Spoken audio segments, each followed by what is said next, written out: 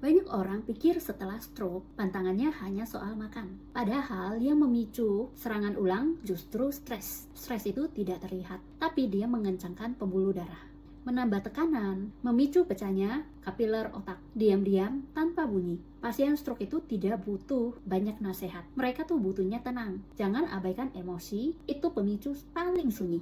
Yuk ngobrol sehat bareng aku Ria, dan follow akun ini supaya kamu bisa dapat informasi kesehatan yang lebih banyak lagi. Begitu tubuh stres, hormon kortisol dan adrenalin itu akan melonjak. Denyut jantung naik karena darah naik, pembuluh darah menegang. Ini bukan soal kepala penuh, ini perang di dalam tubuh. Stres tidak membunuh cepat, ia mengerus perlahan sampai stroke datang lagi. Kalau dadamu sesak dan kepalamu berat saat marah, berhenti bicara dan ambil nafas. Setelah serangan, otak butuh waktu untuk pulih. Sel-sel otak sedang berjuang membentuk jalur baru. Tapi ketika stres itu datang, aliran darah ke otak menjadi menurun. Oksigen tertahan, sel-sel yang seharusnya sembuh malah mati. Stres itu tidak hanya melelahkan pikiran, stres juga mematikan sel otak. Kalau mulai tegang di kepala, berhenti, rebahan 10 menit, tarik nafas panjang 6 kali. Kok belum normal juga ya? Coba semangat dong, kamu kelihatan sehat kok. Masa masih lemah? Kata-kata itulah yang menghancurkan bukan di telinga,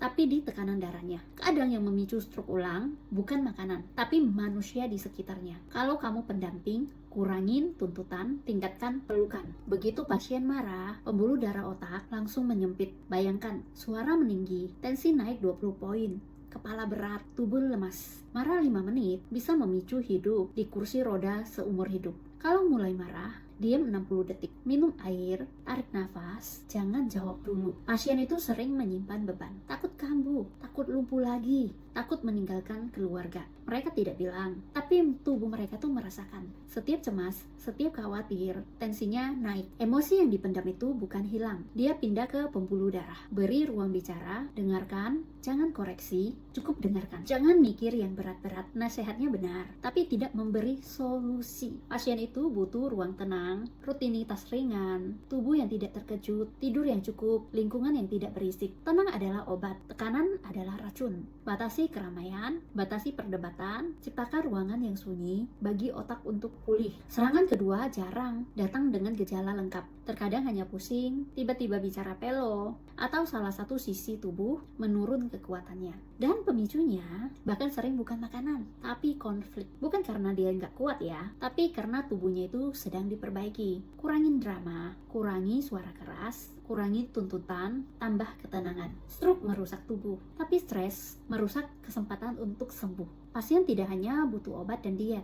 mereka juga butuh kedamaian. Jangan rebut nafas mereka dengan amarah. Jangan ganggu penyembuhan mereka dengan tekanan. Jika kamu sayang pasien stroke, jadilah sumber tenang, bukan sumber tegang. Kalau gejalanya kembali, IGD, bukan tidur, bukan juga menunggu. Jika kamu terberkati dengan video ini, ayo ikutan berbagi kebaikan dengan cara like dan share video ini.